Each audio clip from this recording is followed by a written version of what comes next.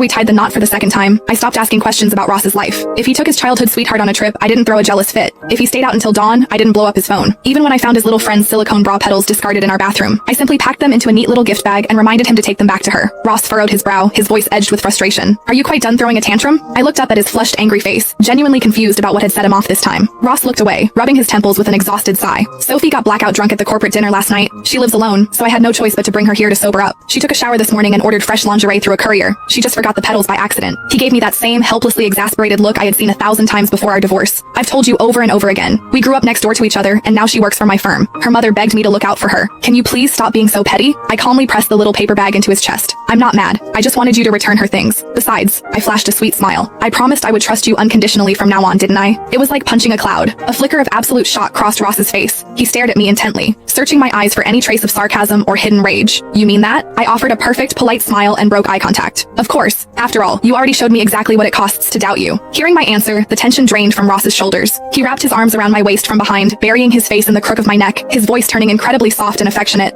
Fiona, since you came back to me, you've been so wonderfully well behaved. Come to the company gala with me tonight, please? I brushed him off effortlessly. I think I'll pass. You always hated mixing business with your private life. I'd only get in the way. Before I could finish, the arm around my waist tightened like a vice. Ross's voice was perfectly level, stripped of all emotion. But my instincts instantly picked up on his displeasure. You used to cling to me everywhere I went. You used to say you had to supervise me to make sure no other women got too close. I let out a soft laugh, turning around to cup his face. Like you said, that was the old me. I trust you now. There's no need to play the jealous wife. His expression darkened instantly. He opened his mouth to say something else, but I ignored his shifting mood and leaned in, my tone dripping with honey. Plus, a friend already asked me to go shopping and catch a movie tonight. I can't cancel on him now. Honey, could you wire $1 million to my account? Ross didn't say a word. He just stared at me, his eyes swirling with dark, complicated emotions. After a long moment, a humorless chuckle escaped his lips. Fine. He was about to say something else, but the electronic lock on the front door suddenly beeped and clicked open. Sophie strutted into the foyer wearing a skirt so short it bordered on scandalous. Her face morphed into a mask of exaggerated surprise. Oh, Fiona, you're back. Since you and Ross just signed the remarriage papers, I totally didn't expect you to move back in so fast. Ross glared at her, dropping his hands from my waist, barging in here without knocking. Do you need something? Sophie immediately bounced over to him, grabbing his arm with a sickly sweet pout. The gala is tonight and I still haven't picked out my dress. Come with me to the VIP boutique to help me choose. Please? Ross didn't answer her. Instead, his gaze locked entirely on me, waiting for my reaction. I simply picked up my designer bag from the sofa and strolled casually toward the door. My friend is texting me to hurry up. I'll leave you two alone. I hate playing the third wheel. With my hand on the doorknob, I paused and popped my head back inside. Oh right,